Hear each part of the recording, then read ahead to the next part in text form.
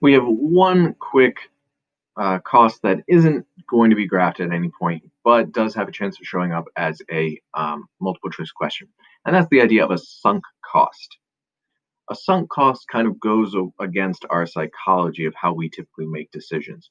We think of us pumping money into something and think, well, we can't just waste that money. We have to make sure that we follow through on whatever we did.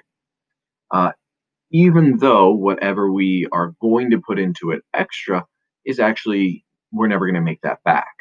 That's the idea of a sunk cost. It's a cost that's already incurred and can't be recovered, and therefore it shouldn't count in your decision making.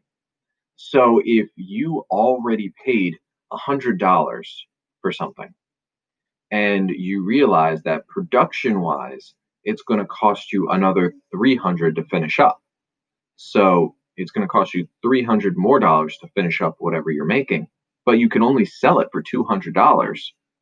Well, that doesn't make sense to actually finish it then, because what you already paid is sunk. You don't care about that anymore. It doesn't fit into your decision making. Yes, it might not be fun that you lost that money, but it's already happened. You cannot get it back. Therefore, you have to think about the future. And it just doesn't make sense to sink more money into this when you're not going to get it back. That's the idea of a sunk cost. It doesn't show up a whole lot on the AP test, but if it does, it'll show up as a multiple choice question. Usually something along the lines of identification or definition.